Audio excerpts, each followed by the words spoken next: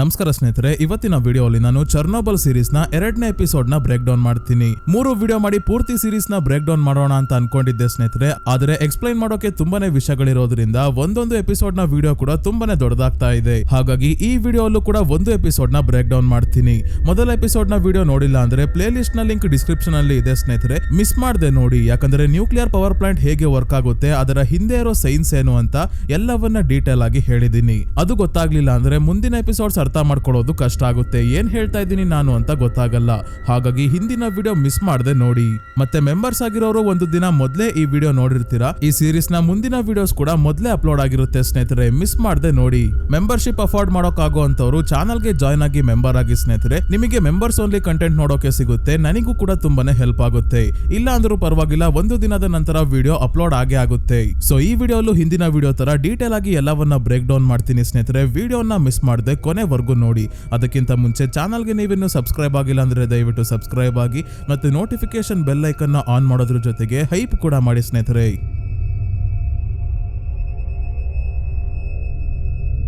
ಹಿಂದಿನ ಎಪಿಸೋಡ್ ಅಲ್ಲಿ ನಾವು ನೋಡಿದ್ವಿ, ಪರಮಾಣು ಶಕ್ತಿ ಸಂಶೋಧನೆ ಮತ್ತೆ ಅಭಿವೃದ್ಧಿ ಸಂಸ್ಥೆಯ ಡೆಪ್ಯೂಟಿ ಡೈರೆಕ್ಟರ್ ವ್ಯಾಲರಿ ಲೆಗಸೌ ಚರ್ನೋಬೆಲ್ ದುರಂತದ ನಂತರ ಸೋವಿಯತ್ ಯೂನಿಯನ್ ಅವರು ಏನೆಲ್ಲ ಸುಳ್ಳು ಹೇಳಿದರೆ, ಹೇಗೆ ಅವರು ತಮ್ಮ ಸಲಹೆಗಳನ್ನ ನಿರಾಕರಿಸಿದ್ರು ಅನ್ನೋದನ್ನ ಆಡಿಯೋ ರೆಕಾರ್ಡ್ ಮಾಡಿ ನೇಣು ಹಾಕೊಂಡು ಆತ್ಮಹತ್ಯೆ ಮಾಡ್ಕೊಂತಾರೆ. ಆಮೇಲೆ ಕಥೆಯಲ್ಲಿ 2 ವರ್ಷ ಹಿಂದಕ್ಕೆ ಏಪ್ರಿಲ್ 26, 1986ಕ್ಕೆ ಬಂದು ಚರ್ನೋಬೆಲ್ ನ್ಯೂಕ್ಲಿಯರ್ ಪವರ್ ಪ್ಲಾಂಟ್ ನ ರಿಯಾಕ್ಟರ್ ನಂಬರ್ 4 ಹೇಗೆ ಸ್ಫೋಟಗೊಳ್ಳುತ್ತೆ. ಅದಾದ ನಂತರ deputy chief engineer Dyatlov reactor core ನಾಶ ಆಗಿದೆ ಅಂತ ಒಪ್ಕೊಂಡಲೆ ಕೇವಲ ಹೈಡ್ರೋಜನ್ ಟ್ಯಾಂಕ್ ಬ್ಲಾಸ್ಟ್ ಆಗಿರೋದು ಅಷ್ಟೇ, ಮತ್ತೆ 3.6 ರಾಂಟ್ಗನ್ ರೇಡಿಯೇಷನ್ ಇದೆ ಅಷ್ಟೇ ಅಂತ ಕೂಡ ಹೇಳಿದ್ದಾನೆ.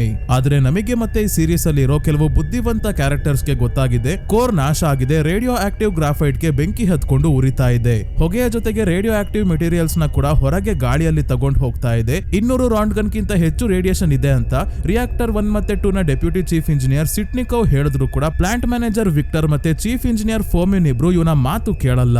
ಸೋವಿಯತ್ ಯೂನಿಯನ್ ನ ಕಮ್ಯುನಿಸ್ಟ್ ಪಾರ್ಟಿ ಅವರು ಈ ವಿಷಯ ಹೊರಗೆ ಬಂದ್ರೆ ಇಂಟರ್ನ್ಯಾಷನಲ್ ಲೆವೆಲ್ ಅಲ್ಲಿ ಮಾನ ಮರ್ಯಾದೆ ಹೋಗುತ್ತೆ ಅಂತ ಜನರಿಗೆ ಏನ್ ವಿಷಯ ಅಂತ ಹೇಳಲ್ಲ. ಸುತ್ತಮುತ್ತ ಇರೋ ಸಿಟಿ ಎಲ್ಲ ಸೀಲ್ ಡೌನ್ ಮಾಡ್ತಾರೆ. ಸಾವಿರಾರು ಜನರ ಪ್ರಾಣ ಈಗ ಅಪಾಯದಲ್ಲಿ ಇದೆ. ಆಗ್ಲೇ ರೇಡಿಯೇಷನ್ ಇಂದ ಅಕ್ಯೂಟ್ ರೇಡಿಯೇಷನ್ ಸಿಂಡ್ರೋಮ್ ಆಗಿ ಹೇಗೆಲ್ಲ ತುಂಬಾನೇ ಜನ ಚಿತ್ರಹಿಂಸೆ ಅನುಭವಿಸ್ತಾ ಇದ್ದಾರೆ ಅನ್ನೋದು ಕೂಡ ಮೊದಲನೇ ಎಪಿಸೋಡ್ ಅಲ್ಲಿ ನೋಡಿದೀವಿ. ಹಾಸ್ಪಿಟಲ್ ತುಂಬಾ ರೇಡಿಯೇಷನ್ ಗೆ ಎಕ್ಸ್ಪೋಸ್ ಆಗಿರೋಂತವರೇ ಇದ್ದಾರೆ, ಅದಕ್ಕೆ ಸಿಚುವೇಶನ್ ಕೈ ತಪ್ಪಿ ಹೋಗ್ತಾ ಇದೆ ಅಂತ ಕಮ್ಯುನಿಸ್ಟ್ ಪಾರ್ಟಿಯ ಲೀಡರ್ ಮಿಕೆಲ್ ಗಾರ್ಬಚೇವ್ ಒಂದು ಕಮಿಟಿನ ಅಪಾಯಿಂಟ್ ಮಾಡ್ತಾರೆ. ಈ ಕಮಿಟಿಯಲ್ಲಿ ಇರೋ ಡೆಪ್ಯೂಟಿ ಪ್ರೈಮ್ ಮಿನಿಸ್ಟರ್ ಬಾರಿಸ್ ಎಕ್ಸ್ಪರ್ಟ್ ನ ಸಲಹೆ ಪಡ್ಕೊಳ್ಳೋಕೆ RBMK ರಿಯಾಕ್ಟರ್ ಬಗ್ಗೆ ಎಲ್ಲಾ ಗೊತ್ತಿರೋ ವ್ಯಾಲರಿ ಲೆಗಸೌಗೆ ಕಾಲ್ ಮಾಡಿ ಬರೋಕೆ ಹೇಳ್ತಾರೆ. ಇಷ್ಟು ಹಿಂದಿನ ಎಪಿಸೋಡ್ ಅಲ್ಲಿ ಆಗಿತ್ತು. ಈಗ ಮುಂದೆ ಏನಾಗುತ್ತೆ ಅಂತ ನೋಡೋಣ. ಈಗ ಚರ್ನೋಬೆಲ್ ಅಲ್ಲಿ ಬ್ಲಾಸ್ಟ್ ಆಗಿ 7 ಗಂಟೆಗಳ ನಂತರ ಚರ್ನೋಬೆಲ್ ನ ಪಕ್ಕದಲ್ಲೇ ಇರೋ ಬೆಲಾರುಸ್ ದೇಶದ ರಾಜಧಾನಿ ಮಿನ್ಸ್ಕ್ ಗೆ ಬರ್ತೀವಿ. ಇಲ್ಲಿನ ಬೆಲೂರುಸಿಯನ್ ಇನ್ಸ್ಟಿಟ್ಯೂಟ್ ಆಫ್ ನ್ಯೂಕ್ಲಿಯರ್ ಎನರ್ಜಿಯಲ್ಲಿ ಕೆಲಸ ಮಾಡೋ ಉಲಾನಾ ಖೋಮ್ಯುಕ್ ಅನ್ನೋ ನ್ಯೂಕ್ಲಿಯರ್ ಫಿಸಿಸಿಸ್ಟ್ ನ ತೋರಿಸ್ತಾರೆ. ಇವರ ಹತ್ರ ಇಲ್ಲೇ ಕೆಲಸ ಮಾಡೋ ಒಬ್ಬ ವ್ಯಕ್ತಿ ಬಂದು ಕಿಟಕಿ ಓಪನ್ ಮಾಡ್ತಿದ್ದಂಗೆ ರೇಡಿಯೇಷನ್ ಮಾನಿಟರ್ ನ ಅಲಾರಾಮ್ಸ್ ಹೊಡ್ಕೊಳ್ಳೋಕೆ ಶುರು ಆಯ್ತು. ಇದ್ಯಾಕೆ ಅಂತ ಹೋಗಿ ನೋಡಿದ್ರೆ 0.008 ರಾಂಟ್ಗನ್ ಅಷ್ಟು ರೇಡಿಯೇಷನ್ ತೋರಿಸ್ತಾ ಇದೆ. ಹಿಂದಿನ ಎಪಿಸೋಡ್ ಅಲ್ಲಿ ಡಿಯಾಟ್ಲವ್ 3.6 ರಾಂಟ್ಗನ್ ರೇಡಿಯೇಷನ್ ಇದೆ ಅಷ್ಟೇ, ಅದು ನ್ಯೂಕ್ಲಿಯರ್ ಪವರ್ ಪ್ಲಾಂಟ್ ಒಳಗೆ, ಹೊರಗೆ ಏನೂ ಇಲ್ಲ ಅಂತ ಕತೆ ಹೊಡೆದಿದ್ದ. ಆದ್ರೆ ಈಗ 400 ಕಿಲೋಮೀಟರ್ ದೂರದಲ್ಲಿ ಇರೋ ಮಿನ್ಸ್ಕಲ್ಲೂ 0.08 ರಾಂಟ್ಗನ್ ರೇಡಿಯೇಷನ್ ಇದೆ. ಇಲ್ಲಿವರೆಗೂ ರೇಡಿಯೋ ಆಕ್ಟಿವ್ ಮೆಟೀರಿಯಲ್ಸ್ ಗಾಳಿಯಲ್ಲಿ ಬಂದಿದೆ ಅಂತ ಅರ್ಥ. ಇದು ಹೇಗೆ ಸಾಧ್ಯ ಅಂತ ಉಲಾನಾ ಮೊದಲು ಕಿಟಕಿ ಮೇಲಿರೋ ಧೂಳಿನ ಸ್ಯಾಂಪಲ್ಸ್ ಎತ್ಕೊಂಡ್ ಬಂದು ಲ್ಯಾಬ್ ಅಲ್ಲಿ ಟೆಸ್ಟ್ ಮಾಡಿ ನೋಡಿದಾಗ ಇದು ಅಯೋಡಿನ್ 131 ಅಂದ್ರೆ ರೇಡಿಯೋ ಆಕ್ಟಿವ್ ಅಯೋಡಿನ್ ಅಂತ ಗೊತ್ತಾಯ್ತು. ಹಿಂದಿನ ಎಪಿಸೋಡ್ ಅಲ್ಲಿ ನ್ಯೂಕ್ಲಿಯರ್ ಪವರ್ ಪ್ಲಾಂಟ್ ಹೇಗೆ ವರ್ಕ್ ಆಗುತ್ತೆ ಅಂತ ಹೇಳಬೇಕಾದ್ರೆ ಫ್ಯೂಷನ್ ರಿಯಾಕ್ಷನ್ ಬಗ್ಗೆ ಕೂಡ ಹೇಳಿದ್ದೆ ಸ್ನೇಹಿತರೆ. ಹೇಗೆ ನ್ಯೂಟ್ರಾನ್ ಪಾರ್ಟಿಕಲ್ ನ ಯುರೇನಿಯಂ ಆಟಮ್ ಗೆ ಶೂಟ್ ಮಾಡಿದಾಗ ಯುರೇನಿಯಂ ಆಟಮ್ ಸ್ಪ್ಲಿಟ್ ಆಗಿ ಅಥವಾ ಡಿವೈಡ್ ಆಗಿ ಎನರ್ಜಿ ರಿಲೀಸ್ ಮಾಡುತ್ತೆ. ಅಷ್ಟೇ ಅಲ್ಲ, ರೇಡಿಯೇಷನ್ ಕೂಡ ರಿಲೀಸ್ ಆಗುತ್ತೆ. ಇದೆಲ್ಲ ಸರಿ. ಸ್ಪ್ಲಿಟ್ ಆದ ನಂತರ ಯುರೇನಿಯಂ ಆಟಮ್ ಏನಾಗುತ್ತೆ ಅಂದ್ರೆ ಬೇರೆ ಬೇರೆ ಸಣ್ಣ ಆಟಮ್ಸ್ ಆಗಿ ಬದಲಾಗುತ್ತೆ. ಅದರಲ್ಲಿ ಅಯೋಡಿನ್ ಕೂಡ ಒಂದು. ಈ ರೇಡಿಯೋ ಆಕ್ಟಿವ್ ಅಯೋಡಿನ್ ತುಂಬಾನೇ ಅನ್ಸ್ಟೇಬಲ್ ಆಗಿರುತ್ತೆ. ಸ್ಟೇಬಲ್ ಆಗೋವರೆಗೂ ರೇಡಿಯೇಷನ್ ನ ರಿಲೀಸ್ ಮಾಡ್ತಾನೆ ಇರುತ್ತೆ. ಹೆಚ್ಚು ಕಡಿಮೆ 8 ದಿನ ಬೇಕು ಸ್ಟೇಬಲ್ ಆಗೋಕೆ. ಅಲ್ಲಿವರೆಗೂ ಯಾರ್ಯಾರು ರೇಡಿಯೋ ಆಕ್ಟಿವ್ ಅಯೋಡಿನ್ ಇರೋ ಗಾಳಿಯನ್ನ ಉಸಿರಾಡ್ತಾರೋ ಅವರಿಗೆ ಥೈರಾಯ್ಡ್ ಕ್ಯಾನ್ಸರ್ ಬರೋ ಸಾಧ್ಯತೆ ಇರುತ್ತೆ. ಯಾಕಂದ್ರೆ ಥೈರಾಯ್ಡ್ ಗ್ಲ್ಯಾಂಡ್ ನಮ್ಮ ದೇಹದಲ್ಲಿ ಇರೋ ಅಯೋಡಿನ್ ನ ಹೀರ್ಕೊಂಡು ಕೆಲಸ ಮಾಡೋದು. ಇದಕ್ಕೆ ಗಾಳಿಯಲ್ಲಿ ರೇಡಿಯೋ ಆಕ್ಟಿವ್ ಅಯೋಡಿನ್ ಇದೆ ಅಂತ ಗೊತ್ತಾಗಲ್ಲ, ಯಾವ ಅಯೋಡಿನ್ ಬಂದ್ರೂ ಹೀರ್ಕೊಳ್ಳುತ್ತೆ. ಇದರಿಂದ radio active iodine thyroid gland ಗೆ ಸೇರಿದ ನಂತರ ರೇಡಿಯೇಷನ್ ನ ಕಾರಣದಿಂದ ಕ್ಯಾನ್ಸರ್ ಬರೋ ಸಾಧ್ಯತೆ ಇರುತ್ತೆ. ಅದಕ್ಕೆ ಹೇಗಾದ್ರೂ ಆಗ್ಲಿ ಅಂತ ಉಲಾನಾ ಮತ್ತೆ ಈ ವ್ಯಕ್ತಿ ಇಬ್ರು ಅಯೋಡಿನ್ ಮಾತ್ರೆಯನ್ನ ತಗೊಂತಾರೆ. ಅಯೋಡಿನ್ ಮಾತ್ರೆ ನುಂಗೋದ್ರಿಂದ ಥೈರಾಯ್ಡ್ ಗ್ಲ್ಯಾಂಡ್ ಗೆ ಬೇಕಾಗಿರೋಷ್ಟು ಅಯೋಡಿನ್ ಸಿಗುತ್ತೆ. ಆಗ ರೇಡಿಯೋ ಆಕ್ಟಿವ್ ಅಯೋಡಿನ್ ಆಗ್ಲಿ ನಾರ್ಮಲ್ ಅಯೋಡಿನ್ ಆಗ್ಲಿ ಯಾವ್ದನ್ನ ಕೂಡ ಹೀರ್ಕೊಳ್ಳಲ್ಲ. ಸೊ ಇವರು ಮಾತ್ರೆ ತಗೊಂಡಾದ್ಮೇಲೆ ಇದು ಹೇಗ್ ಸಾಧ್ಯ, ಚರ್ನೋಬೆಲ್ ಚರ್ನೋಬೆಲ್ ಇಂದ 400 ಕಿಲೋಮೀಟರ್ ದೂರದಲ್ಲಿ ಇದೀವಿ. ಅಲ್ಲಿಂದ ಇಲ್ಲಿವರೆಗೂ ಈ ರೇಡಿಯೋ ಆಕ್ಟಿವ್ ಅಯೋಡಿನ್ ಎಲ್ಲ ಬರಬೇಕು ಅಂದ್ರೆ ಮೋಸ್ಟ್ಲಿ ರಿಯಾಕ್ಟರ್ ಕೋರ್ ಗಾಳಿಗೆ ಎಕ್ಸ್ಪೋಸ್ ಆಗಿರ್ಬೇಕು ಅಂತ ಚರ್ನೋಬೆಲ್ಗೆ ಕಾಲ್ ಮಾಡ್ತಾರೆ. ಆದ್ರೆ ಯಾರು ಫೋನ್ ರಿಸೀವ್ ಮಾಡ್ದಲೇ ಇದ್ದಾಗ ಅಲ್ಲೇನೋ ಸಮಸ್ಯೆ ಆಗಿದೆ ಅಂತ ಇವ್ರಿಗೆ ಗೊತ್ತಾಯ್ತು. ಇನ್ನೊಂದ್ ಕಡೆ ಚರ್ನೋಬೆಲ್ ಅಲ್ಲಿ ರೇಡಿಯೇಷನ್ ಗೆ ಎಕ್ಸ್ಪೋಸ್ ಆಗಿರೋರ್ನ ಹಾಸ್ಪಿಟಲ್ ಗೆ ಕರ್ಕೊಂಡ್ ಬರ್ತಾನೆ ಇದ್ದಾರೆ. ಹಾಸ್ಪಿಟಲ್ ಒಳಗೆ ಕಾಲಿಡೋಕು ಜಾಗ ಇಲ್ಲ. ಎಪಿಸೋಡ್ 1 ನಲ್ಲಿ ನ್ಯೂಕ್ಲಿಯರ್ ಇಂಜಿನಿಯರ್ಸ್ ಆದ ಅಕಿಮೋ ಮತ್ತೆ ಟಪ್ಟನೋವ್ ಇಬ್ರು ಕೋರ್ಗೆ ನೀರ್ ಬಿಡೋಕೆ ಹೋಗಿದ್ರಲ್ಲ, ಈಗ ಅವರಿಗೂ ಕೂಡ ಅಕ್ಯೂಟ್ ರೇಡಿಯೇಷನ್ ಸಿಂಡ್ರೋಮ್ ನ ಸಿಂಪ್ಟಮ್ಸ್ ಶುರು ಆಗಿದೆ. ಮುಖ ಎಲ್ಲ ಸುಟ್ಟೋಗಿರೋ ರೀತಿ ಕಾಣ್ತಿದೆ. ಅದಕ್ಕೆ ಹಾಸ್ಪಿಟಲ್ ಗೆ ಬಂದು ಕೂತಿದ್ದಾರೆ. ಅಷ್ಟೇ ಅಲ್ಲ, ಫೈರ್ ಫೈಟರ್ ವಸೀಲಿಗೂ ಕೂಡ ದೇಹ ಎಲ್ಲ ಸುಟ್ಟಂಗಾಗಿದೆ. ಬೆಂಕಿಯಿಂದ ಸುಟ್ಟಿರ್ಬೋದು ಅಂತ ಒಬ್ರು ಡಾಕ್ಟರ್ ಟ್ರೀಟ್ಮೆಂಟ್ ಕೊಡ್ಬೇಕಾದ್ರೆ ಲೇಡಿ ಡಾಕ್ಟರ್ ಬಂದು ಇದು ಸುಟ್ಟಿರೋದು ಬೆಂಕಿಯಿಂದ ಅಲ್ಲ, ರೇಡಿಯೇಷನ್ ಮೊದಲು ಎಲ್ಲರ ಬಟ್ಟೆ ಬಿಚ್ಚಿ ಒಂದು ರೂಮ್ ಗೆ ಬಿಸಾಕಿ ಬಟ್ಟೆಯಲ್ಲೇ ರೇಡಿಯೋ ಆಕ್ಟಿವ್ ಮೆಟೀರಿಯಲ್ಸ್ ಎಲ್ಲ ಇರುತ್ತೆ ಅಂತಿದ್ದಂಗೆ ಎಲ್ಲಾ ಡಾಕ್ಟರ್ಸ್ ಮತ್ತೆ ನರ್ಸ್ ಗಳು ಪೇಷಂಟ್ ಗಳ ಬಟ್ಟೆ ತೆಗೆದು ಒಂದು ರೂಮ್ ಒಳಗೆ ಬಿಸಾಕ್ತಿದ್ದಾರೆ. ಈ ಬಟ್ಟೆ ಟಚ್ ಮಾಡಿದ್ದಕ್ಕೇನೆ ಲೇಡಿ ಡಾಕ್ಟರ್ ನ ಕೈ ಕೆಂಪುಗಾಗಿದೆ.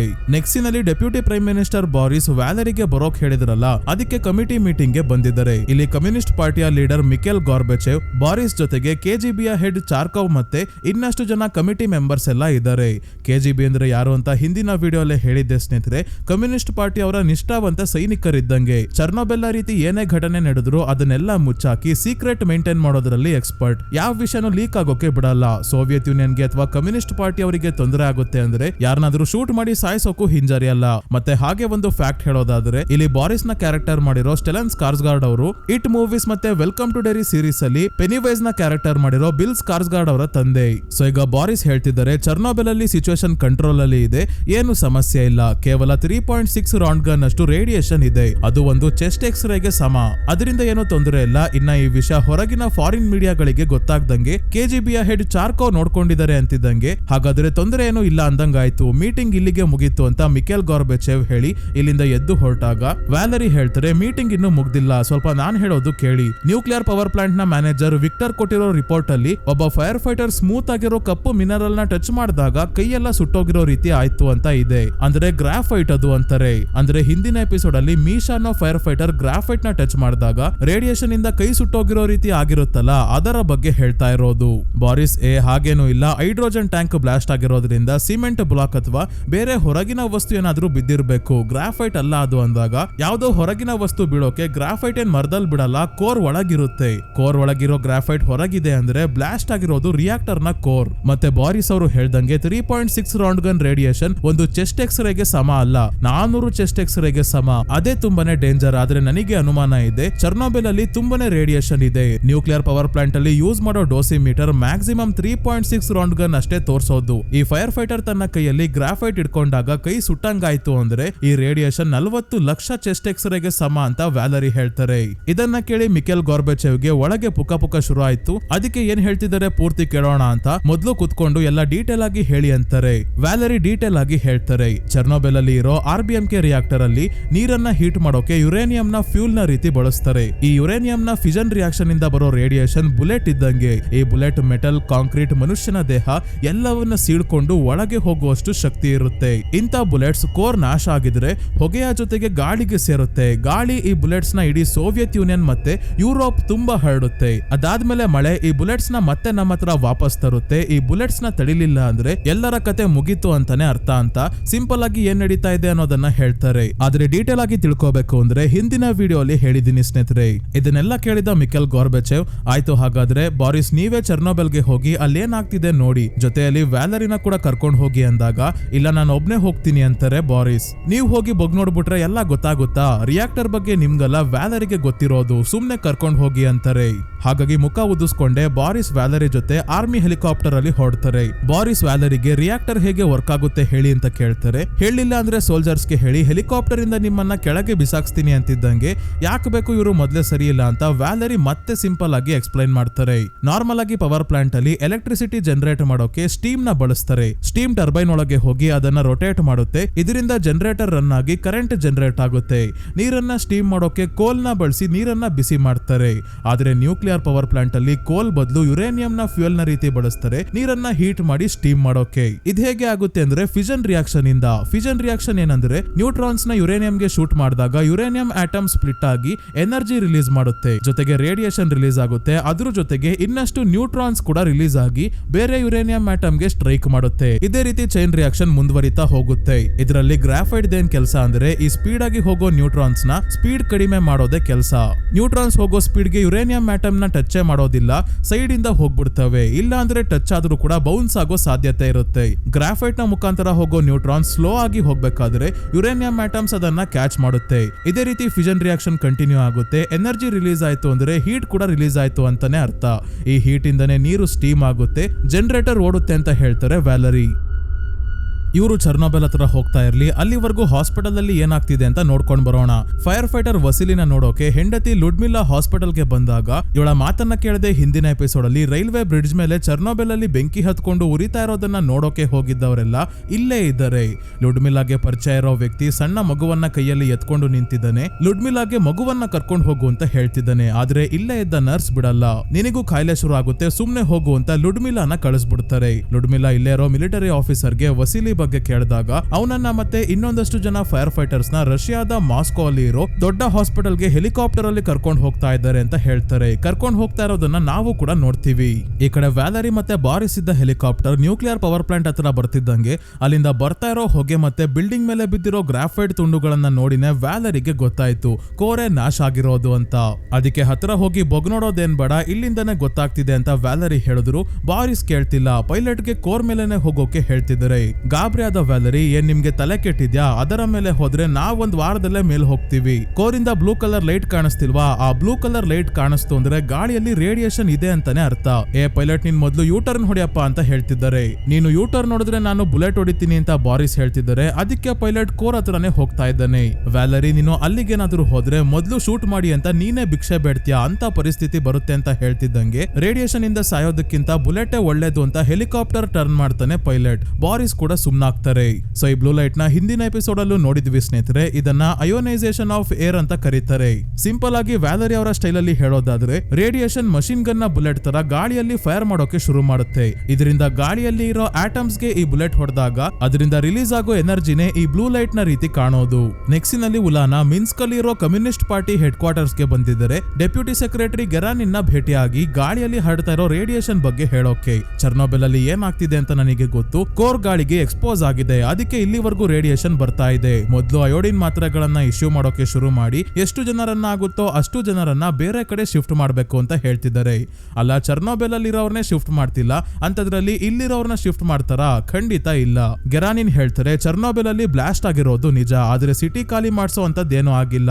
ನಿಮ್ಮ ಅಭಿಪ್ರಾಯ ಯಾರು ಕೇಳಿದ್ರು ನನ್ನ ಅಭಿಪ್ರಾಯ ಅಷ್ಟೇ ಮ್ಯಾಟರ್ ಆಗೋದು ಅಂತ ಹೇಳ್ತಾರೆ. ನಾನು ನ್ಯೂಕ್ಲಿಯರ್ ಫಿಸಿಸಿಸ್ಟ್, ನೀವು ಡೆಪ್ಯೂಟಿ ಸೆಕ್ರೆಟರಿ ಆಗೋಕ್ಕೂ ಮುಂಚೆ ಶೂ ಫ್ಯಾಕ್ಟರಿಯಲ್ಲಿ ಕೆಲಸ ಮಾಡ್ತಿದ್ದವರು, ನಿಮಗೆ ಇದರ ಬಗ್ಗೆ ಏನ್ ಗೊತ್ತಿದೆ ಅಂತ ಉಲಾನಾ ಹೇಳಿದ್ರು. ನಾನು ಶೂ ಫ್ಯಾಕ್ಟರಿ ಎಲ್ಲ ಕೆಲಸ ಮಾಡ್ತಿದ್ದೆ ನಿಜ, ಆದ್ರೆ ಈಗ ನನ್ನ ಕೈಯಲ್ಲಿ ಅಧಿಕಾರ ಇದೆ, ಸ್ಥಾನ ಇದೆ ಅಂತ ಗೆರಾನಿನ್ ಹೇಳ್ತಾರೆ. ಇದೇ ಪಾಲಿಟಿಕ್ಸ್ ನ ಸತ್ಯ. ಎಜುಕೇಶನ್ ಗಿಂತ ಸ್ಥಾನ ಮುಖ್ಯ. ಉಲಾನಾ ಇವನ ಹತ್ರ ಮಾತಾಡಿ ಪ್ರಯೋಜನ ಇಲ್ಲ ಅಂತ ರಿಸೆಪ್ಷನಿಸ್ಟ್ ಗೆ ಅಯೋಡಿನ್ ಮಾತ್ರೆ ಕೊಟ್ಟು ಹೋಗ್ತಾರೆ. ಚರ್ನೋಬೆಲ್ ಹತ್ರ ವ್ಯಾಲರಿ ಮತ್ತೆ ಬಾರಿಸ್ ಇಬ್ರು ಇರೋ ಹೆಲಿಕಾಪ್ಟರ್ ಲ್ಯಾಂಡ್ ಆಗಿದೆ. ಇಲ್ಲೇ ವಿಕ್ಟರ್ ಫೋಮಿನ್ ಮತ್ತೆ ಮಿಲಿಟರಿಯ ಕಲ್ನಲ್ ಜನರಲ್ ಪಿಕಾಲವ್ ಕೂಡ ಇದ್ದಾರೆ. ವಿಕ್ಟರ್ ಮತ್ತೆ ಫೋಮಿನ್ ವ್ಯಾಲರಿಗೆ, ನೀವು ಸ್ವಲ್ಪ ಜಾಸ್ತಿ ಮಾತಾಡ್ತಿರಂತೆ, ನೀವೇ ಹೇಳಿ RBMK ರಿಯಾಕ್ಟರ್ ಹೇಗೆ ಬ್ಲಾಸ್ಟ್ ಆಗುತ್ತೆ ಅಂತ ಕೇಳಿದಾಗ ಸದ್ಯಕ್ಕೆ ನನ್ನ ಹತ್ರ ಉತ್ತರ ಇಲ್ಲ ಅಂತಾರೆ ವ್ಯಾಲರಿ. ಉತ್ತರ ಇಲ್ಲ ಅಂದ್ಮೇಲೆ ಬಾಯಿ ಮುಚ್ಕೊಂಡಿರ್ಬೇಕು, ಏನೇನೋ ಸುಳ್ಳಾರೋಪ ಮಾಡಬಾರ್ದು, ಕೋರ್ಗೆ ಏನೂ ಆಗಿಲ್ಲ ಅಂತ ಬಾರಿಸ್ಗೆ ಹೇಳೋಕೆ ನೋಡ್ತಿದ್ದಾರೆ. ಯಾಕಂದ್ರೆ ರಿಯಾಕ್ಟರ್ ಬಗ್ಗೆ ಬಾರಿಸ್ಗೆ ಏನೋ ಗೊತ್ತಾಗಲ್ಲ, ಹಾಗೆ ಯಾಮಾರ್ಸ್ಬಿಡೋಣ ಅಂತ. ಆದ್ರೆ ಬಾರಿಸ್ ಮೊದ್ಲೇ ಹೆಲಿಕಾಪ್ಟರ್ ಅಲ್ಲೇ ಎಲ್ಲಾ ಕಲ್ತ್ಕೊಂಡ್ ಬಂದಿರೋದು ನಮ್ಗೆ ಗೊತ್ತಿದೆ. ನಾನ್ ನಿಮ್ಮಿಬ್ರಿಗೂ ಹೆಂಗ್ ಕಾಣಿಸ್ತಾ ಇದ್ದೀನಿ? ಬಿಲ್ಡಿಂಗ್ ಮೇಲೆಲ್ಲ ಗ್ರಾಫೈಟ್ ಬಿದ್ದಿದೆ, ಅಲ್ಲಿ ಗ್ರಾಫೈಟ್ ಇರೋಕೆ ಹೇಗ್ ಸಾಧ್ಯ, ಮೊದ್ಲು ನೀವು ಹೇಳಿ ಅಂತ ಕೇಳಿದಾಗ ಇದಕ್ಕೆ ಇವರಿಬ್ರ ಹತ್ರ ಉತ್ತರ ಇಲ್ಲ. ಆದ್ರೆ ಪಿಕಾಲವ್ ಜಾಸ್ತಿ ರೇಂಜ್ ಇರೋ ಡೋಸಿಮೀಟರ್ ನ ತರಿಸಿದ್ದಾರೆ. ಅದನ್ನ ಟ್ರಕ್ ಗೆ ಫಿಕ್ಸ್ ಮಾಡ್ಕೊಂಡು ಪ್ಲಾಂಟ್ ಒಳಗೆ ಹೋಗಿ ರೇಡಿಯೇಷನ್ ಎಷ್ಟಿದೆ ಅಂತ ಚೆಕ್ ಮಾಡ್ಕೊಂಡ್ ಬರೋಕೆ ರೆಡಿ ಆಗಿದ್ದಾರೆ. ಟ್ರಕ್ ಗೆ ಲೆಡ್ ಇಂದ ಮಾಡಿರೋ ಶೀಲ್ಡ್ ನ ಕೂಡ ಹಾಕಿದಾರಂತೆ. ಅಂದ್ರೆ ಲೆಡ್ ನ ಥಿಕ್ನೆಸ್ ಜಾಸ್ತಿ ಇಲ್ಲ ಅಂದ್ರೆ ಅದನ್ನ ಕೂಡ ದಾಟೋ ಕ್ಷಮತೆ ರೇಡಿಯೇಷನ್ ಗೆ ಇರುತ್ತೆ. ಹಾಗಾಗಿ ಹೋಗೋದು ರಿಸ್ಕೆ ಅಂತ ವ್ಯಾಲರಿ ಹೇಳಿದಾಗ ಪಿಕಾಲವ್ಗೆ ಧೈರ್ಯ ಜಾಸ್ತಿ. ಹಾಗಿದ್ರೆ ನಮ್ಮ ಹುಡುಗರನ್ನ ಕಳ್ಸಲ್ಲ, ನಾನೇ ಹೋಗ್ತೀನಿ ಅಂತ ಹೊರಡ್ತಾರೆ. ಸ್ವಲ್ಪ ಹೊತ್ತಾದ್ಮೇಲೆ ವಾಪಸ್ ಬಂದಾಗ ಟ್ರಕ್ ಗೆ ಮತ್ತೆ ಇವರ ದೇಹಕ್ಕೆಲ್ಲ ಫೋಮ್ ಇರೋ ನೀರನ್ನ ಸ್ಪ್ರೇ ಮಾಡ್ತಾರೆ. ರೇಡಿಯೋ ಆಕ್ಟಿವ್ ಪಾರ್ಟಿಕಲ್ಸ್ ಟ್ರಕ್ ಮೇಲೆ ಇದ್ರೆ ಎಲ್ಲ ಹೋಗ್ಲಿ ಅಂತ ಹೇಳಿ. ಪಿಕಾಲೋ ಬಂದು 3.6 ರೌಂಡ್ ಗನ್ ಅಲ್ಲ ರೇಡಿಯೇಷನ್ ಇರೋದು 15,000 ರೌಂಡ್ ಗನ್ ಅಂತಿದ್ದಂಗೆ ಬಾರಿಸ್ಗೆ ವಿಕ್ಟರ್ ಮತ್ತೆ ಫೋಮಿನ್ ಮೇಲೆ ಕೋಪ ಬರ್ತಾ ಇದೆ. ವ್ಯಾಲರಿ ನಾನು ಹೇಳಿಲ್ವಾ ಇಷ್ಟೊಂದು ರೇಡಿಯೇಷನ್ ಇದೆ ಅಂದ್ರೆ ಕೋರ್ ಓಪನ್ ಆಗಿದೆ ಅಂತ. ಈ ರೇಡಿಯೇಷನ್ ಅಮೆರಿಕಾದವರು ಜಪಾನ್ನ ಹಿರೋಶಿಮಾ ಮೇಲೆ ಬಾಂಬ್ ಹಾಕಿದ್ರಲ್ಲ ಅದಕ್ಕಿಂತ ಡಬಲ್ ಅಷ್ಟು ರೇಡಿಯೇಷನ್ 1 ಗಂಟೆಗೆ ರಿಲೀಸ್ ಮಾಡ್ತಾ ಇದೆ. ಈಗ ಕೋರ್ ಬ್ಲಾಸ್ಟ್ ಆಗಿ 20 ಗಂಟೆ ಆಗಿದೆ ಅಂದ್ರೆ 40 ಬಾಂಬ್ ಹಾಕಿರೋ ಲೆಕ್ಕ. ಇದು ಇಲ್ಲಿಗೆ ನಿಲ್ಲಲ್ಲ, ಒಂದು ವಾರ, ಒಂದು ತಿಂಗಳು, ಇನ್ನ ಎಷ್ಟು ದಿನ ಉರಿಯುತ್ತೆ ಅಂದ್ರೆ ಇಡೀ ಕಾಂಟಿನೆಂಟ್ ನಾಶ ಆಗೋವರೆಗೂ ರೇಡಿಯೇಷನ್ ನಿಲ್ಲಲ್ಲ ಅಂತ ಹೇಳ್ತಾರೆ. ಬಾರಿಸ್ ಸೋಲ್ಜರ್ಸ್ಗೆ ವಿಕ್ಟರ್ ಮತ್ತೆ ಫೋಮಿನ್ ಹತ್ರದ ಕಮ್ಯುನಿಸ್ಟ್ ಪಾರ್ಟಿ ಹೆಡ್ ಕ್ವಾರ್ಟರ್ಸ್ಗೆ ಕರ್ಕೊಂಡು ಹೋಗಿ ಸನ್ಮಾನ ಕಾರ್ಯಕ್ರಮ ಇದೆ, ನಿಮ್ಮ ದೇಶ ಸೇವೆಗೆ ಧನ್ಯವಾದಗಳು ಅಂತ ಹೇಳಿ ಕಳಿಸಿ. ಈಗ ಬೆಂಕಿ ಹೇಗೆ ಆರಿಸೋದು ಅಂತ ಕೇಳಿದ್ಕೆ ಪಿಕಾಲೋ ಮೇಲೆ ಹೆಲಿಕಾಪ್ಟರ್ ಇಂದ ನೀರು ಬಿಡ್ತೀವಿ ಅಂತಿದ್ದಾರೆ. ಆದ್ರೆ ವ್ಯಾಲರಿ ಹೇಳೋದೇನಂದ್ರೆ ಈ ರೀತಿ ಮಾಡೋದ್ರಿಂದ ಏನು ಪ್ರಯೋಜನ ಇಲ್ಲ, ಇದು ಬೆಂಕಿ ಅಲ್ಲ, ಫ್ಯೂಷನ್ ರಿಯಾಕ್ಷನ್ ಇಲ್ಲೋವರೆಗೂ ಕೋರ್ ಉರಿತಾನೆ ಇರುತ್ತೆ. ಅಷ್ಟೊಂದು ಬಿಸಿ ಇರೋ ಕೋರ್ಗೆ ನೀರು ಬಿಟ್ರೆ ತಕ್ಷಣ ಸ್ಟೀಮ್ ಆಗೋಗುತ್ತೆ. ನೀರು ಬೆಂಕಿನ ಆರಿಸೋದಿರ್ಲಿ, ಬೆಂಕಿನೇ ನೀರನ್ನ ಆರಿಸುತ್ತೆ. ಹಾಗಾಗಿ ಏನ್ ಮಾಡೋದು ಅಂತ ನನಗೂ ಗೊತ್ತಿಲ್ಲ, ಇತಿಹಾಸದಲ್ಲೇ ಮೊದಲನೇ ಬಾರಿ ಈ ರೀತಿ ಆಗ್ತಿರೋದು. ಆದ್ರೆ ಸದ್ಯಕ್ಕೆ ಬೋರಾನ್ ಮತ್ತೆ ಸ್ಯಾಂಡ್ ಎರಡನ್ನು ಹಾಕಿದ್ರೆ ರಿಯಾಕ್ಷನ್ ಸ್ಲೋ ಆಗ್ಬೋದು, ಆದ್ರೆ ಅದರಿಂದನೂ ಬೇರೆ ಪ್ರಾಬ್ಲಮ್ಸ್ ಶುರು ಆಗುತ್ತೆ. ಒಟ್ನಲ್ಲಿ ಸದ್ಯಕ್ಕೆ ಅದೊಂದೇ ದಾರಿ ಇರೋದು ಅಂತ ಹೇಳ್ತಾರೆ. ಹಿಂದಿನ ವಿಡಿಯೋಲ್ಲೇ ಹೇಳಿದ್ದೆ ಸ್ನೇಹಿತರೆ, ರಿಯಾಕ್ಷನ್ ಕೋರ್ ಅಲ್ಲಿ ಚೈನ್ ರಿಯಾಕ್ಷನ್ ನ ಕಂಟ್ರೋಲ್ ಮಾಡೋಕೆ ಬೋರಾನ್ ಇಂದ ಮಾಡಿರೋ ಕಂಟ್ರೋಲ್ ರಾಡ್ಸ್ ನ ಬಳಸ್ತಾರೆ. ಅದೇ ರೀತಿ ಈಗ ಬೋರಾನ್ ಮತ್ತೆ ಮರಳನ್ನ ಕೋರ್ಗೆ ಹಾಕೋದ್ರಿಂದ ರಿಯಾಕ್ಷನ್ ಸ್ಲೋ ಆಗುತ್ತೆ ಅಂತ ಇವರು ಹೇಳ್ತಿದ್ದಾರೆ. ಆದ್ರೆ ಇದರಿಂದ ಬೇರೆ ಪ್ರಾಬ್ಲಮ್ ಏನಾಗುತ್ತೆ ಅಂತ ಮುಂದೆ ಗೊತ್ತಾಗುತ್ತೆ. ಇದೆಲ್ಲ ಮಾಡೋವರೆಗೂ ಹತ್ತಿರದ ಸಿಟಿಯಲ್ಲಿ ಇರೋರ್ನೆಲ್ಲ ಬೇರೆ ಕಡೆ ಶಿಫ್ಟ್ ಮಾಡಬೇಕು ಅನ್ನೋದು ವ್ಯಾಲರಿ ಅವರ ಅಭಿಪ್ರಾಯ. ಆದ್ರೆ ಅವರ ಮಾತನ್ನ ಬಾರಿಸ್ ಕೇಳ್ತಿಲ್ಲ. ಬಾರಿಸ್ ಮೇಲ್ನೋಟಕ್ಕೆ ಕಾಣೋ ತರ ಸ್ಟ್ರಿಕ್ಟ್ ಇಲ್ಲ, ಒಳಗೆ ಜನರನ್ನ ಕಾಪಾಡೋಕ್ ಆಗ್ಲಿಲ್ವಲ್ಲ ಅಂತ ದುಃಖ ಕೂಡ ಇದೆ. ಯಾಕಂದ್ರೆ ಇವರ ಮೇಲಿರೋರ ಆರ್ಡರ್ಸ್ ನ ಫಾಲೋ ಮಾಡ್ಬೇಕಲ್ಲ, ಮಾಡಿಲ್ಲ ಅಂದ್ರೆ ಇವ್ರಿಗೂ ಬುಲೆಟ್ ರೆಡಿ ಇರುತ್ತೆ. ಈಗ ವ್ಯಾಲರಿ ಹೇಳ್ದಂಗೆ ಮಾಡೋಕೆ ತಕ್ಷಣ ಫೋನ್ ಮಾಡಿ 5,000 ಟನ್ಸ್ ಅಷ್ಟು ಸ್ಯಾಂಡ್ ಮತ್ತೆ ಬೋರಾನ್ ವ್ಯವಸ್ಥೆ ಮಾಡ್ತಾರೆ. ಬೆಳಗ್ಗೆ ಸ್ಯಾಂಡ್ ಬೋರಾನ್ ಎಲ್ಲ ಬರೋವರೆಗೂ ವ್ಯಾಲರಿ ಹತ್ತಿರದ ಒಂದು ಹೋಟೆಲ್ಗೆ ಬರ್ತಾರೆ. ಇಲ್ಲಿ ಡ್ರಿಂಕ್ ತಗೋಬೇಕಾದ್ರೆ ಉಲ್ಟಾ ಇಟ್ಟಿರೋ ಗ್ಲಾಸ್ ನ ಕೇಳ್ತಾರೆ, ರೇಡಿಯೋ ಆಕ್ಟಿವ್ ಪಾರ್ಟಿಕಲ್ಸ್ ಇದ್ರೆ ಕಷ್ಟ ಅಂತ. ಇದನ್ನ ಇಲ್ಲೇ ಇರೋ ಬೇರೆಯವರು ನೋಡಿ ಯಾಕೆ ಏನಾದ್ರೂ ಸಮಸ್ಯೆನಾ, ಚೆರ್ನೋಬಿಲ್ ಅಲ್ಲಿ ಬೆಂಕಿ ಹಾರಿಸೋಕೆ ನೀವು ಬಂದಿರೋದಲ್ವಾ, ಭಯ ಪಡುವಂತದ್ದೇನು ಇಲ್ಲ ತಾನೆ ಅಂತ ಕೇಳ್ತಾ ಇದ್ದಾರೆ. ಇಲ್ಲ ಅಂತಾರೆ ವ್ಯಾಲರಿ. ಹೌದು ಅಂದಿದ್ರೆ ನಾಳೆ ಅಷ್ಟೊತ್ತಿಗೆ KGB ಅವರು ಎತ್ತಾಕೊಂಡು ಹೋಗ್ತಿದ್ರು. ಮುಂದಿನ ದಿನ ಬೆಳಗ್ಗೆ ಹೆಲಿಕಾಪ್ಟರ್ಸ್ ಅಲ್ಲಿ ಸ್ಯಾಂಡ್ ಮತ್ತೆ ಬೋರಾನ್ ನ ತುಂಬ್ಕೊಂಡ್ ಬಂದು ಕೋರ್ ಮೇಲೆ ಹೋಗ್ತಾ ಇದ್ದಾರೆ. ವ್ಯಾಲರಿ ಕೋರ್ ಮೇಲೆ ಹೋಗೋಕ್ ಆಗಲ್ಲ, ಬೇಡ ದೂರದಿಂದನೇ ಟ್ರೈ ಮಾಡೋಕೆ ಹೇಳಿ ಅಂತಿದ್ದಾರೆ. ಇಲ್ಲಿಂದ ಕಾಂಟ್ಯಾಕ್ಟ್ ಮಾಡಿ ಹೇಳೋ ಅಷ್ಟರಲ್ಲಿ ಒಬ್ಬ ಪೈಲಟ್ ಹೊಗೆ ಒಳಗೆ ಹೋಗ್ಬಿಡ್ತಾನೆ. ಅಂದ್ರೆ ಸದ್ಯಕ್ಕೆ ಲಕ್ಷಗಟ್ಲೆ ಬುಲೆಟ್ಸ್ ಹೆಲಿಕಾಪ್ಟರ್ ಮತ್ತೆ ಪೈಲಟ್ ಗೆ ಬೀಳ್ತಾ ಇರುತ್ತೆ. ಬುಲೆಟ್ಸ್ ಬಿದ್ದಾಗ ಏನಾಗುತ್ತೋ ಅದೇ ಆಯ್ತು, ಹೆಲಿಕಾಪ್ಟರ್ ನಾಶ ಆಗಿ ಕ್ರಾಶ್ ಆಗುತ್ತೆ. ಹಾಗಾಗಿ ಕೋರ್ ಹತ್ರ ಹೋಗದೆ ಸ್ವಲ್ಪ ದೂರದಿಂದನೇ ಸ್ಯಾಂಡ್ ಮತ್ತೆ ಬೋರಾನ್ ನ ಹಾಕೋಕೆ ಹೇಳ್ತಾರೆ ಬಾರಿಸ್. ಕೊನೆಗೆ ಪೂರ್ತಿ ಆಗ್ಲಿಲ್ಲ ಅಂದ್ರೂ ಸ್ವಲ್ಪ ಆದ್ರೂ ಮರಳು ಮತ್ತೆ ಬೋರಾನ್ ನ ಹಾಕಿ ಬರ್ತಾರೆ. ಆದ್ರೆ ವ್ಯಾಲರಿಗೆ ಸಿಟಿಯಲ್ಲಿ ಇರೋ 50,000 ಜನರ ಚಿಂತೆ, ಅವರನ್ನ ಕಾಪಾಡೋಕೆ ಬಾರಿಸ್ ಕೈಯಲ್ಲೂ ಆಗಲ್ಲ. ಹಿಂದೆನೆ ಬಾರಿಸ್ಗೆ ಫೋನ್ ಬಂತು, ಆಗ್ಲೇ ಚೆರ್ನೋಬಿಲ್ ಅಲ್ಲಿ ಏನಾಗಿದೆ ಅಂತ ಇಡೀ ಪ್ರಪಂಚಕ್ಕೆ ಗೊತ್ತಾಗಿದೆ. ಸ್ವೀಡನ್ ನ ನ್ಯೂಕ್ಲಿಯರ್ ಪವರ್ ಪ್ಲಾಂಟ್ ಅವರಿಗೆ ಗಾಳಿಯಲ್ಲಿ ರೇಡಿಯೇಷನ್ ಹರಡ್ತಾ ಇರೋದು ಗೊತ್ತಾಗಿದೆ. ಅಮೆರಿಕನ್ಸ್ ಸ್ಯಾಟಲೈಟ್ ಫೋಟೋಸ್ ತಗೊಂಡಿದ್ದಾರೆ. ಗಾಳಿ ಜರ್ಮನಿ ಕಡೆ ಬೀಸ್ತಾ ಇರೋದ್ರಿಂದ ಅಲ್ಲಿ ಜನ ತಮ್ಮ ಮಕ್ಕಳನ್ನ ಹೊರಗೆ ಆಟಾಡೋಕೆ ಕಳಿಸ್ತಿಲ್ಲ. ಸೋವಿಯತ್ ಯೂನಿಯನ್ ಅವರ ಸೀಕ್ರೆಟ್ ಕೂಡ ರೇಡಿಯೇಷನ್ ಜೊತೆ ಎಲ್ಲಾ ಕಡೆ ಲೀಕ್ ಆಗಿದೆ. ಹಾಗಾಗಿ ಕೊನೆಗೂ ಆಗಿರೋದನ್ನ ಮೀಡಿಯಾ ಅಲ್ಲಿ ಒಪ್ಕೊಂಡು ಈಗ ರೇಡಿಯೇಷನ್ ಎಲ್ಲ ಜನರ ದೇಹ ಸೇರಿ ಆಗಿದೆ, ಸ್ವಲ್ಪ ಪ್ರಮಾಣದಲ್ಲೇ ಇರಬಹುದು. ಆದ್ರೆ ಸೇರಿ ಆದ್ಮೇಲೆ ಸಿಟಿಯಲ್ಲಿ ಇರೋರ್ನ ಬೇರೆ ಕಡೆ ಶಿಫ್ಟ್ ಮಾಡೋ ಕೆಲಸ ಶುರು ಮಾಡ್ತಾರೆ. ಎಲ್ಲರೂ ಮುಖ್ಯವಾಗಿರೋದನ್ನ ಮಾತ್ರ ತಗೊಂಡ್ ಬರೋಕೆ ಅವಕಾಶ ಇದೆ ಅಷ್ಟೇ. ಯಾಕಂದ್ರೆ ಬೇಗ 50,000 ಜನ ಇರೋ ಸಿಟಿನ ಖಾಲಿ ಮಾಡ್ಬೇಕಲ್ಲ. ಇವರೆಲ್ಲರೂ ಅರ್ಜೆಂಟ್ ಆಗಿ ಎಲ್ಲಾ ವಸ್ತುಗಳನ್ನ ಮನೆಯಲ್ಲೇ ಬಿಟ್ಟು ಹೋಗಿರೋದ್ರಿಂದ ಇವತ್ತಿಗೂ ಕೂಡ ಚೆರ್ನೋಬಿಲ್ ಹತ್ರ ಇರೋ ಮನೆಗಳಲ್ಲಿ ಎಲ್ಲಾ ವಸ್ತುಗಳು ಹಾಗೆ ಇದೆ. ಅಲ್ಲಿಗೆ ಹೋದ್ರೆ ಯಾವ್ದೋ ಹಾಂಟೆಡ್ ಲೊಕೇಶನ್ ಗೆ ಹೋದಂಗಾಗುತ್ತೆ. ಬೇಜಾರೇನಂದ್ರೆ ಇಲ್ಲಿದ್ದವರು ಏನ್ ಪ್ರಾಣಿ ಪಕ್ಷಿಗಳನ್ನ ಸಾಕೊಂಡಿದ್ರೋ ಅದನ್ನೆಲ್ಲ ಇಲ್ಲೇ ಬಿಟ್ಟು ಹೋಗ್ತಾರೆ. ಸೋವಿಯತ್ ಯೂನಿಯನ್ ಅವರು ಮನುಷ್ಯರನ್ನ ಕಾಪಾಡ್ತಿರೋದೇ ಹೆಚ್ಚು, ಇನ್ನ ಸಾಕು ಪ್ರಾಣಿಗಳನ್ನ ಬೇರೆ ಕಾಪಾಡ್ತಾರ. ಒಂದು ನಾಯಿ ಬಸ್ ಹಿಂದೆನೆ ಓಡ್ ಹೋಗ್ತಿರೋದನ್ನ ಕೂಡ ನಾವು ನೋಡಬಹುದು. ಸೊ ಮಿನ್ಸ್ಕ್ ಅಲ್ಲಿ ಇರೋ ಉಲಾನ ಮಾಸ್ಕೋದಲ್ಲಿ ಇರೋ ಕುರ್ಚಟೋವ್ ಇನ್ಸ್ಟಿಟ್ಯೂಟ್ ಗೆ ಕಾಂಟ್ಯಾಕ್ಟ್ ಮಾಡಿ ಇಲ್ಲಿ ಕೆಲಸ ಮಾಡೋ ತಮ್ಮ ಫ್ರೆಂಡ್ ಜೊತೆ ಕೋಡ್ ವರ್ಡ್ಸ್ ಅಲ್ಲಿ ಮಾತಾಡ್ತಿದ್ದಾರೆ. ಯಾಕಂದ್ರೆ ಟೆಲಿಫೋನ್ ಲೈನ್ಸ್ ನ ಟ್ಯಾಪ್ ಮಾಡಿ ಯಾರು ಏನೆಲ್ಲ ಮಾತಾಡ್ತಿದ್ದಾರೆ ಅಂತ KGB ಅವರು ಕೇಳಿಸ್ಕೊಂತಾ ಇರ್ತಾರೆ ಅಂತ.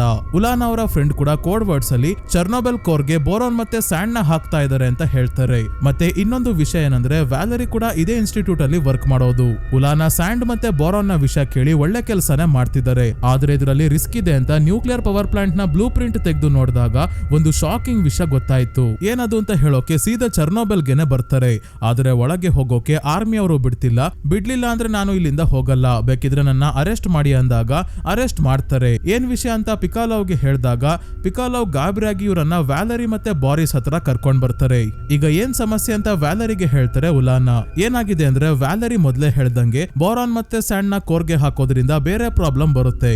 ಆ ಪ್ರಾಬ್ಲಮ್ ಏನಂದ್ರೆ ಬೆಂಕಿ ಏನೋ ಕಡಿಮೆ ಆಗುತ್ತೆ, ಆದ್ರೆ ಟೆಂಪರೇಚರ್ ಕಡಿಮೆ ಆಗಿರಲ್ಲ. ಕೋರ್ ಇನ್ನು ತುಂಬಾನೇ ಬಿಸಿ ಆಗಿರುತ್ತೆ. ಎಷ್ಟು ಬಿಸಿ ಅಂದ್ರೆ ಸ್ಯಾಂಡ್ ಮೆಲ್ಟ್ ಆಗಿ ಲಾವಾ ತರ ಆಗುತ್ತೆ. ವಾಲ್ಕೆನೋ ಒಳಗೆ ಕುದಿತಾ ಇರೋ ಲಾವಾ ಇರುತ್ತಲ್ಲ ಆ ತರ. ಈ ಲಾವಾ ಕರ್ಗೋಕೆ ಶುರು ಆಗಿ ರಿಯಾಕ್ಟರ್ ನ ಕೆಳಗೆ ಇರೋ ಕಾಂಕ್ರೀಟ್ ಹತ್ರ ಹೋಗುತ್ತೆ. ಆಮೇಲೆ ಕಾಂಕ್ರೀಟ್ ಕೂಡ ಕರ್ಗಿ ಭೂಮಿಗೆ ಸೇರ್ಕೊಂಡ್ರೆ ಗ್ರೌಂಡ್ ವಾಟರ್ ಮಲಿನಗೊಳ್ಳೋ ಸಾಧ್ಯತೆ ಇದೆ. ಆದ್ರೆ ಸಮಸ್ಯೆ ಇದಲ್ಲ, ಇದಕ್ಕಿಂತ ದೊಡ್ಡ ಸಮಸ್ಯೆ ಏನಂದ್ರೆ ರಿಯಾಕ್ಟರ್ ಕೆಳಗೆ ಕಾಂಕ್ರೀಟ್ ಅಲ್ಲ, ಮೊದಲು ದೊಡ್ಡ ದೊಡ್ಡ ವಾಟರ್ ಟ್ಯಾಂಕ್ಸ್ ಇದೆ ಎಮರ್ಜೆನ್ಸಿ ಕೂಲಿಂಗ್ ಗೆ ಅಂತ. ಇದನ್ನ ಬಬ್ಲರ್ ಟ್ಯಾಂಕ್ ಅಂತ ಕೂಡ ಕರೀತಾರೆ. ಇದೇನ್ ಮಾಡುತ್ತೆ ಅಂದ್ರೆ ರಿಯಾಕ್ಟರ್ ಅಲ್ಲಿ ನೀರು ಸ್ಟೀಮ್ ಆಗಿ ಪೈಪ್ ಅಲ್ಲಿ ಹೋಗ್ಬೇಕಾದ್ರೆ ತುಂಬಾನೇ ಪ್ರೆಷರ್ ಇರುತ್ತಲ್ಲ, ಎಲ್ಲಾದ್ರೂ ಯಾವ್ದಾದ್ರು ಒಂದು ಪೈಪ್ ಬ್ಲಾಸ್ಟ್ ಆದ್ರೆ ಬಿಲ್ಡಿಂಗ್ ಒಳಗೆ ಪ್ರೆಷರ್ ಬಿಲ್ಡ್ ಆಗಿ ಬ್ಲಾಸ್ಟ್ ಆಗೋ ಸಾಧ್ಯತೆ ಇರುತ್ತೆ. ಹಾಗಾಗಿ ಪೈಪ್ ಹೊಡೆದೋಗಿ ಸ್ಟೀಮ್ ಲೀಕ್ ಆಯ್ತು ಅಂದ್ರೆ ಆ ಸ್ಟೀಮ್ ರಿಯಾಕ್ಟರ್ ನ ಕೆಳಗಿರೋ ಬಬ್ಲರ್ ಟ್ಯಾಂಕ್ ಗೆ ಬರೋ ಹಾಗೆ ಮಾಡಿರ್ತಾರೆ. ಇಲ್ಲಿ ತಣ್ಣೀರಿನ ಕಾರಣದಿಂದ ಸ್ಟೀಮ್ ಕೂಡ ಕೂಲ್ ಆಗಿ ವಾಪಸ್ ನೀರಾಗುತ್ತೆ. ಈ ಟ್ಯಾಂಕ್ ಗಳಲ್ಲಿ ನೀರಿಲ್ಲ ಅಂತ ವ್ಯಾಲರಿ ಅನ್ಕೊಂಡಿದ್ರು. ನೀರಿಲ್ಲ ಅಂದಿದ್ರೆ ಲಾವಾ ಭೂಮಿಗೆ ಹೋಗೋಕೆ 1 ತಿಂಗಳು ಸಮಯ ಬೇಕಾಗೋದು, ಅಲ್ಲಿವರೆಗೂ ಏನಾದ್ರೂ ಮಾಡಬಹುದು ಅಂತ ವ್ಯಾಲರಿ ಅನ್ಕೊಂಡಿದ್ರು. ಆದ್ರೆ ಈಗ ಟ್ಯಾಂಕ್ ಫುಲ್ ಆಗಿರೋ ವಿಷಯ ಗೊತ್ತಾಗುತ್ತೆ. ಯಾಕಂದ್ರೆ ಬ್ಲಾಸ್ಟ್ ನ ಕಾರಣದಿಂದ ನೀರಿನ ಪೈಪ್ ಎಲ್ಲ ನಾಶ ಆಗಿ ನೀರು ರಿಯಾಕ್ಟರ್ ಕೆಳಗೆ ಹೋಗಿದೆ. ಅಷ್ಟೇ ಅಲ್ಲ, ಫೈರ್ ಫೈಟರ್ಸ್ ಗೆ ಇದೆಲ್ಲ ಗೊತ್ತಿಲ್ವಲ್ಲ, ಅದಕ್ಕೆ ಈಗ್ಲೂ ಕೂಡ ಬಿಲ್ಡಿಂಗ್ ಒಳಗೆ ನೀರು ಪಂಪ್ ಮಾಡ್ತಾನೆ ಇದ್ದಾರೆ. ಅಕಿಮಾವ್ ಮತ್ತೆ ಟಪ್ಟನಾವ್ ಬೇರೆ ಹೋಗಿ ಕೋರ್ಗೆ ನೀರ್ ಬಿಡೋಕೆ ಅಂತ ವಾಲ್ವ್ ಓಪನ್ ಮಾಡಿದ್ರಲ್ಲ, ಪೈಪ್ ಎಲ್ಲ ಹೊಡೆದೋಗಿದೆ. ಅಲ್ಲಿಂದ ಕೂಡ ನೀರು ರಿಯಾಕ್ಟರ್ ಕೆಳಗೆ ಹೋಗಿ ಸೇರ್ಕೊಂಡಿದೆ. ಇದರಿಂದ ಏನಾಗುತ್ತೆ ಅಂತ ಎಕ್ಸ್ಪ್ಲೈನ್ ಮಾಡೋಕೆ ಡೈರೆಕ್ಟ್ ಆಗಿ ಮಿಕೆಲ್ ಗಾರ್ಬೆಚೆವ್ ಹತ್ರ ಬಂದು ಬೇರೆ ಕಮಿಟಿ ಮೆಂಬರ್ಸ್ ಮುಂದೆ ಎಲ್ಲಾ ವಿಷಯವನ್ನ ವ್ಯಾಲರಿ ಮತ್ತೆ ಉಲಾನಾ ಹೇಳ್ತಾರೆ. ಲಾವಾ ರಿಯಾಕ್ಟರ್ ಕೆಳಗಿರೋ ವಾಟರ್ ಟ್ಯಾಂಕ್ ಹತ್ರ ಹೋಗ್ತಾ ಇದೆ. ಅಲ್ಲಿಗೆ ಹೋಗೋಕೆ 2 ದಿನ ಸಮಯ ಬೇಕು. ಆದ್ರೆ ಟ್ಯಾಂಕ್ ಹತ್ರ ಹೋಗ್ತಿದ್ದಂಗೆ ನೀರು ಇದ್ದಕ್ಕಿದ್ದಂಗೆ ಹೀಟ್ ಆಗಿ ಚಿಡ್ಕೆ ಹೊಡೆದಂಗೆ ನೀರು ಸ್ಟೀಮ್ ಆಗೋಗುತ್ತೆ. ಅಷ್ಟೊಂದು ನೀರಿಂದ ಕ್ರಿಯೇಟ್ ಆಗೋ ಸ್ಟೀಮ್ ಬಾಂಬ್ ನ ರೀತಿ ಸ್ಫೋಟಗೊಳ್ಳುತ್ತೆ, ಥರ್ಮಲ್ ಎಕ್ಸ್ಪ್ಲೋಷನ್ ಆಗುತ್ತೆ. ಈ ಸ್ಫೋಟದಿಂದ 30 ಕಿಲೋಮೀಟರ್ ರೇಡಿಯಸ್ ಅಲ್ಲಿ ಇರೋದೆಲ್ಲ ಸಂಪೂರ್ಣವಾಗಿ ನಾಶ ಆಗುತ್ತೆ. ಜೊತೆಗೆ ಇನ್ನ 3 ರಿಯಾಕ್ಟರ್ ಬೇರೆ ಇದೆಯಲ್ಲ, ಅದು ನಾಶ ಆಗಿ ಇನ್ನಷ್ಟು ರೇಡಿಯೇಷನ್ ರಿಲೀಸ್ ಆಗೋಕೆ ಶುರು ಆಗುತ್ತೆ. ಒಂದು ಕೋರ್ ಬ್ಲಾಸ್ಟ್ ಆದ್ಮೇಲೆ ಏನೆಲ್ಲ ಆಗ್ತಿದೆ ಅಂತ ನಾವು ನೋಡಿದೀವಿ. ಇನ್ನ 3 ರಿಯಾಕ್ಟರ್ ಒಳಗಿರೋ ಕೋರ್ಗಳು ಒಟ್ಟಿಗೆ ಬ್ಲಾಸ್ಟ್ ಆದ್ರೆ ಅದರ ಶಾಕ್ ವೇವ್ 200 ಕಿಲೋಮೀಟರ್ ಅಷ್ಟು ದೂರ ತಲುಪುತ್ತೆ. ಎಲ್ಲಾ ರಿಯಾಕ್ಟರ್ ಇಂದ ಬರೋ ರೇಡಿಯೇಷನ್ ಯುರೋಪ್, ಸೋವಿಯತ್ ಯೂನಿಯನ್ ತುಂಬಾ ಹರಡ್ಕೊಳ್ಳುತ್ತೆ. ಜನರೆಲ್ಲ ಸಾವನ್ನಪ್ತಾರೆ. ಬದುಕಿರೋರ್ಗೆ ಕ್ಯಾನ್ಸರ್ ಬರುತ್ತೆ. ಊಟ ನೀರು ಎಲ್ಲ ಕಲುಷಿತವಾಗುತ್ತೆ. ಕಡಿಮೆ ಅಂದ್ರೂ 100 ವರ್ಷ ಯುಕ್ರೇನ್ ಮತ್ತೆ ಬೆಲಾರುಸ್ ದೇಶದಲ್ಲಿ ಯಾರು ಬದುಕುವಂತ ಕಂಡೀಷನ್ ಇರಲ್ಲ, ಕೇವಲ ರೇಡಿಯೇಷನ್ ಇರುತ್ತೆ ಅಷ್ಟೇ ಅಂತ ವ್ಯಾಲರಿ ಮತ್ತೆ ಉಲಾನಾ ಹೇಳ್ತಾರೆ. ಇದನ್ನೆಲ್ಲ ಕೇಳಿ ಇಲ್ಲಿರೋರ್ಗೆ ಬಾಯಿಗೆ ಬಂದಿದೆ, ಮಾತೆ ಬರ್ತಿಲ್ಲ. ಏನ್ ಮಾಡೋದೀಗ ಅಂತ ಮಿಕೆಲ್ ಗಾರ್ಬೆಚೆವ್ ಕೇಳಿದಾಗ ಒಂದೇ ಒಂದು ಉಪಾಯ ಇದೆ. ಏನಂದ್ರೆ ಕೆಳಗೆ ವಾಟರ್ ಟ್ಯಾಂಕ್ ಅಲ್ಲಿ ಇರೋ ನೀರನ್ನ ಹೊರಗೆ ಪಂಪ್ ಮಾಡೋದು. ಆದ್ರೆ ವಾಟರ್ ಟ್ಯಾಂಕ್ ನ ಗೇಟ್ ಕ್ಲೋಸ್ ಆಗಿದೆ. ಆ ಗೇಟ್ ನ ಓಪನ್ ಮಾಡೋಕೆ ಯಾರಾದ್ರೂ ಪ್ಲಾಂಟ್ ಅಲ್ಲಿ ವರ್ಕ್ ಮಾಡುವಂತವ್ರು ಬೇಸ್ಮೆಂಟ್ ಗೆ ಹೋಗಿ ಒಂದು ವಾಲ್ವ್ ನ ಓಪನ್ ಮಾಡ್ಬೇಕು, ಆಗ ಗೇಟ್ ಓಪನ್ ಆಗುತ್ತೆ. ಈ ಕೆಲಸ ಮಾಡೋಕೆ 3 ಜನ ಬೇಸ್ಮೆಂಟ್ ಗೆ ಹೋಗ್ಬೇಕು. ಅಲ್ಲಿ ರೇಡಿಯೋ ಆಕ್ಟಿವ್ ಪಾರ್ಟಿಕಲ್ಸ್ ಮಿಕ್ಸ್ ಆಗಿರೋ ನೀರು ತುಂಬಿದೆ, ಅದು ತುಂಬಾನೇ ಹಾನಿಕಾರಕ. ಹಾಗಾಗಿ ಅಲ್ಲಿಗೆ ಹೋದ 3 ಜನ ಕೂಡ 1 ವಾರದಲ್ಲೇ ಖಂಡಿತ ಸಾವನ್ನಪ್ತಾರೆ. ಅವರನ್ನ ಕೊಲ್ಲೋಕೆ ಪರ್ಮಿಷನ್ ಬೇಕು ಅಂತ ಕೇಳ್ತಾ ಇದ್ದಾರೆ ವ್ಯಾಲರಿ. ಬಾರಿಸ್ಗೆ ಈ ವಿಷಯ ಕೇಳಿ ತುಂಬಾನೇ ಬೇಜಾರಾಗಿದೆ. ಆದ್ರೆ ಬೇರೆ ದಾರಿ ಇಲ್ಲ ಅಂತ ಮಿಕೆಲ್ ಗಾರ್ಬೆಚೆವ್ ಗೆಲ್ಬೇಕು ಅಂದ್ರೆ ಬಲಿದಾನ ಕೊಡ್ಲೇಬೇಕು ಅಂತ ಪರ್ಮಿಷನ್ ಕೊಡ್ತಾರೆ. ಈಗ ಬ್ಲಾಸ್ಟ್ ಆಗಿ 56 ಗಂಟೆ ಆಗೋಗಿದೆ. ಏಪ್ರಿಲ್ 28 ಬೆಳಗ್ಗೆ 9:30 ಚರ್ನೋಬೆಲ್ ನ್ಯೂಕ್ಲಿಯರ್ ಪವರ್ ಪ್ಲಾಂಟ್ ಅಲ್ಲಿ ಕೆಲಸ ಮಾಡುವಂತವ್ರನ್ನ ಕರೆಸಿದರೆ. ಇವರಿಗೆ ಬೇಸ್ಮೆಂಟ್ ಅಲ್ಲಿ ವಾಟರ್ ಟ್ಯಾಂಕ್ಸ್ ವರ್ಗೂ ಹೋಗೋ ದಾರಿ ಗೊತ್ತು. ಈ ಕೆಲಸ ಮಾಡಿದವರಿಗೆ 400 ರೂಬೆಲ್ಸ್ ದುಡ್ಡನ್ನ ಕೊಡ್ತೀವಿ, ಜೊತೆಗೆ ಪ್ರಮೋಷನ್ ಕೂಡ ಅಂದ್ರು. ಯಾರು ಹೋಗೋಕೆ ರೆಡಿ ಆಗಿಲ್ಲ. ಹೋದ್ರೆ ಸಾವು ಖಂಡಿತ ಅಂತ ಇವ್ರಿಗೂ ಗೊತ್ತು. ಇದನ್ನ ನಾವು 400 ರೂಬೆಲ್ಸ್ ಗೋಸ್ಕರ ಮಾಡ್ಬೇಕಾ ಅಂತ ಒಬ್ಬ ಕೇಳಿದಾಗ ಬಾರಿಸ್ ಖಂಡಿತ ಇಲ್ಲ, ಈ ಕೆಲಸ ನೀವು ಮಾಡ್ತೀರಾ ಯಾಕಂದ್ರೆ ನಿಮ್ ಕೈಯಲ್ಲಿ ಮಾತ್ರ ಮಾಡೋಕೆ ಸಾಧ್ಯ, ಲಕ್ಷಾಂತರ ಜನರ ಪ್ರಾಣ ಉಳಿಸೋಕೆ ಮಾಡ್ತೀರಾ. ಈ ಪರಿಸ್ಥಿತಿಗೆ ಕಾರಣ ಆದವರ ಮೇಲೆ ನನಗೆ ತುಂಬಾನೇ ಕೋಪ ಇದೆ. ಆಗ್ತಿರೋ ಅನಾಹುತಗಳಿಗೆ ಬೇಜಾರ್ ಕೂಡ ಇದೆ.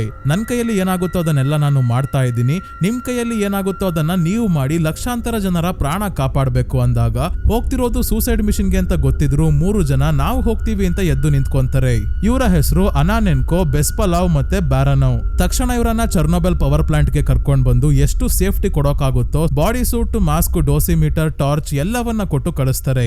ಬೇಸ್ಮೆಂಟ್ ಗೆ ಬಂದು ಸ್ವಲ್ಪ ಹೊತ್ತು ಇವರು ನಡ್ಕೊಂಡು ಹೋದಾಗ ಇವ್ರಿಗೆ ವಾಟರ್ ಟ್ಯಾಂಕ್ ಹತ್ರ ಹೋಗೋಕೆ ದಾರಿ ಸಿಕ್ತು. ವಾಟರ್ ಟ್ಯಾಂಕ್ ಗೆ ನೀರು ತುಂಬಾ ಪೈಪ್ ನ ನೋಡಿ ಈ ಪೈಪ್ ನ ಫಾಲೋ ಮಾಡ್ಕೊಂಡು ಹೊಡ್ತಾರೆ. ಆದ್ರೆ ಹೋಗ್ತಾ ಹೋಗ್ತಾ ರೇಡಿಯೇಷನ್ ನ ಕಾರಣದಿಂದ ಡೋಸಿಮೀಟರ್ ಒಂದೇ ಸಮ ಶಬ್ದ ಮಾಡ್ತಿದೆ. ಲೈಟ್ಸ್ ಕೂಡ ಫ್ಲಿಕರ್ ಆಗೋದು, ಆಫ್ ಆಗೋದು ಎಲ್ಲ ಆಗ್ತಿದೆ. ಮುಂದೆ ಏನಾಗುತ್ತೆ ಅಂತ ಮುಂದಿನ ಎಪಿಸೋಡ್ ಅಲ್ಲಿ ನೋಡೋಣ ಸ್ನೇಹಿತರೆ. ಮುಂದಿನ ಎಪಿಸೋಡ್ಸ್ ನ ಆದಷ್ಟು ಬೇಗ ಅಪ್ಲೋಡ್ ಮಾಡ್ತೀನಿ ಸ್ನೇಹಿತರೆ. ಮೆಂಬರ್ಸ್ ಗೆ 1 ದಿನ ಮೊದಲೇ ಅಪ್ಲೋಡ್ ಆಗಿರುತ್ತೆ, ನೀವು ಮೊದಲೇ ನೋಡಬಹುದು. ಸೊ ಈ ವಿಡಿಯೋ ನಿಮ್ಗೆ ಹೇಗನಿಸ್ತು ಅಂತ ಕಮೆಂಟ್ ಮಾಡಿ ತಿಳಿಸಿ. ವಿಡಿಯೋ ಇಷ್ಟ ಆಗಿದ್ರೆ ಲೈಕ್ ಮಾಡಿ, ಚಾನಲ್ ಚಾನಲ್ಗೆ ಸಬ್ಸ್ಕ್ರೈಬ್ ಆಗೋದ್ರ ಜೊತೆಗೆ ಹೈಪ್ ಕೂಡ ಮಾಡಿ ಸ್ನೇಹಿತರೆ. ಇದೇ ರೀತಿಯ ವಿಡಿಯೋವಿನೊಂದಿಗೆ ಮತ್ತೆ ನಿಮ್ಮನ್ನ ಭೇಟಿ ಆಗ್ತೀನಿ.